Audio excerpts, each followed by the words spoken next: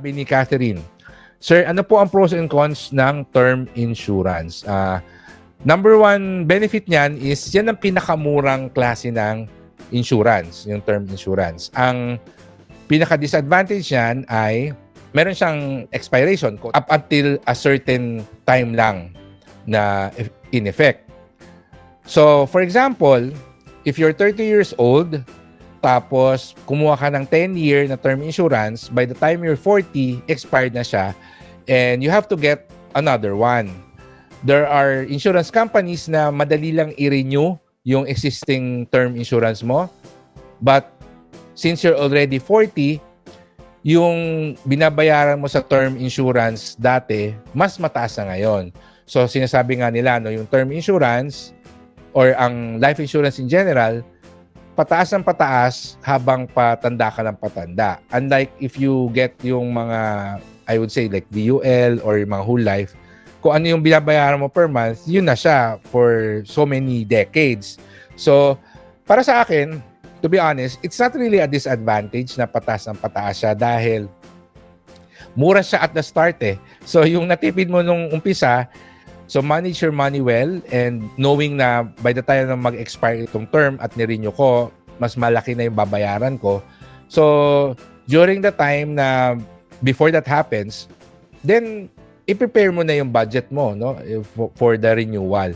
So, ang gusto ko kasing benefit ng term insurance because it is the most affordable. Yung extra cash mo, pwede mo siyang i-invest. Pangalawa, yung investment kasi, hindi siya mandatory. For example, yung mag-invest sa stock market or sa mutual fund, kung medyo kapos yung budget mo, pwede kang hindi mag-invest. Pero if you're paying for an insurance policy, maglalapse yung insurance policy mo pag hindi mo binayaran. So, it now becomes part of your expenses. Now, if you get term insurance, because mura lang siya, hindi siya masyadong nakaka-pressure sa budget mo. Diba? Kasi maliit lang siya. Meron kang mandatory expense every month or every quarter na maliit lang. So mas meron kang flexibility sa budget mo versus if you get an insurance with an investment component, medyo malaki yon.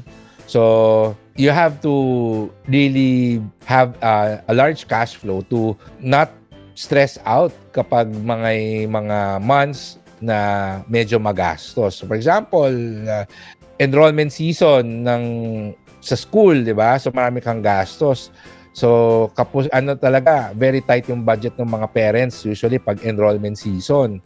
And kung nagbabayad ka pa ng insurance with investment component, isa pa yun sa dumadagdag na kailangan mong bayaran kung ayaw mong mag-lapse yung insurance policy mo. So, versus kung naka-term insurance ka, nagbi-BTID ka, buy term invest the difference during enrollment season, since mas mababa significantly or relatively ang premium ng term insurance, mababayaran mo siya, tapos yung usual na budget para sa investment, pwedeng i-funnel mo muna or i-channel mo muna towards the enrollment, pagbili ng mga school supplies and mga libro para sa anak mo.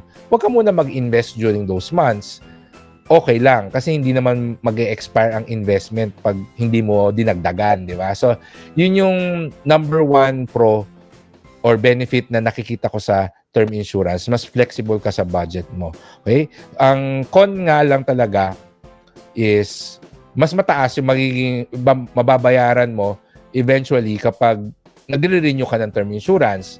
Pangalawa, but I think it's already a minor disadvantage, yung mga term insurance, konti lang yung mga additional features niyan. No? So, for example, yung magpapadagdag ka dapat dyan ng mga riders, no? Yung mga accident and some other riders na pag kumuha ka ng mga insurance with investment benefit like VUL, built-in na yung mga benefits na yon. Pero kasi usually pag term insurance, napaka-vanilla niyan. As in, death benefit lang. So, you have to manually add yung mga other benefits na gusto mo.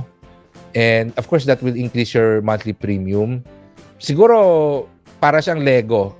pwede ka mag-assemble ng sarili mong insurance policy. So, but syempre, it would be nice to have that combo, quote-unquote combo package of benefits na usually nasa VUL. But kumbaga, ang term insurance parang a la carte.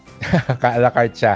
And personally, ako minsan I prefer ordering a la carte sa mga fast food chains, no? Kasi hindi man ako ganun kagutom, bakit ako magko-combo meal? I want to drink more water, so in-order ko yung a la carte without the drinks kasi may baon naman akong tubig. So, syempre sa isip ko, mas healthy ako kasi hindi ako nag-soft drinks. So, something like that. So, yun, Catherine, no? I hope I was able to answer your question.